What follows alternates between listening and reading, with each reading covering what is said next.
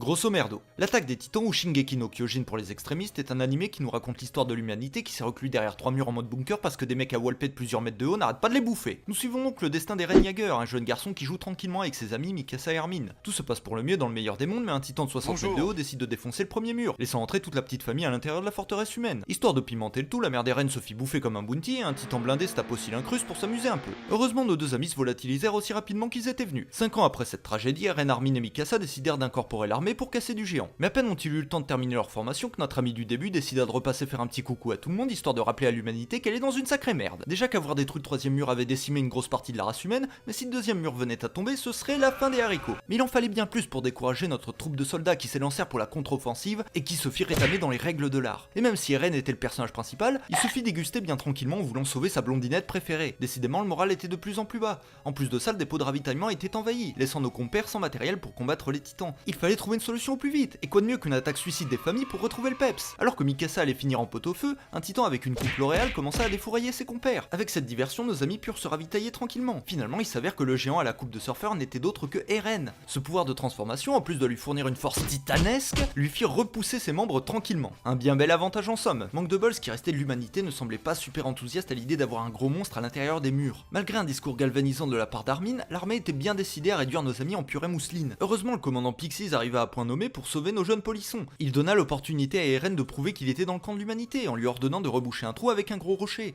Notre jeune ami s'exécuta, mais n'ayant pas le contrôle de sa transformation, il préféra piquer une petite sieste. Armin, n'étant pas d'accord pour se reposer dans un moment pareil, tenta de réveiller son meilleur ami de la façon la plus délicate possible. Une fois émergé sa tasse de café prise, le titan Eren se mit au turbin et posa un gros caillou devant la porte. Cette action prouva qu'il était bel et bien du côté des gentils. C'est pour cela qu'il se fit dans l'ordre emprisonner, juger et maraver la gueule. Après moult débats, le bataillon d'exploration décida de prendre Eren sous son aile, et d'enquêter sur le mystère des titans qui se trouvait dans la cave du jeune garçon. Cette unité était menée par Erwin et Levi, le beau gosse ténébreux de la série.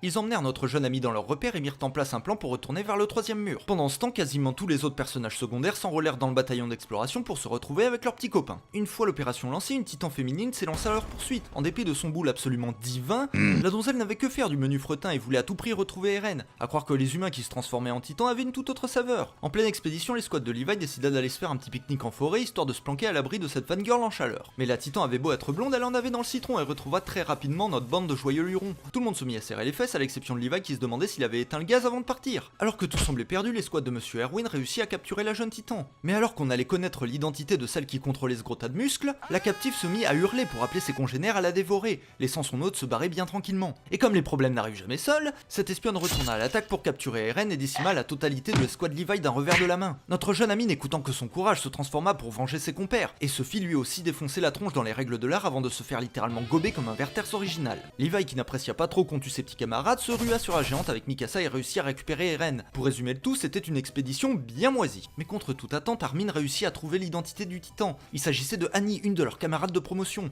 Ce qui restait du bataillon d'exploration élabora une stratégie pour pouvoir la capturer. Bien évidemment, la mistinguette les grilla à 50 km à la ronde et se transforma immédiatement à l'intérieur de la ville. Pour le coup, tout reposait sur Eren. S'il se transformait, tout n'était pas perdu. Mais le jeune garçon avait beau se charcuter dans tous les sens, ça ne voulait pas sortir. Il réalisa bien vite qu'au fond de lui, il ne voulait pas tuer une nana aussi bien foutue. Après que Jean l'engueula comme du poisson pourri alors qu'il agonisait sous les décombres, Eren décida de se transformer et de foutre le boxon avec sa nouvelle petite copine. Grâce au pouvoir de l'amitié et des mandales de forain, l'humanité put triompher du titan féminin. Mais sous la négligence d'Eren qui ne voulait pas la tuer, Annie se cristallisa pour ne pas divulguer d'informations importantes. Mec, sérieux? Le bataillon d'exploration fut quant à lui dans le collimateur des hauts dirigeants étant donné le bordel qu'ils avaient causé. Et un titan qui visiblement avait vu Shining fit une petite apparition à l'intérieur des murs. Moralité, évitez les pique-niques en forêt les amis. Here you go.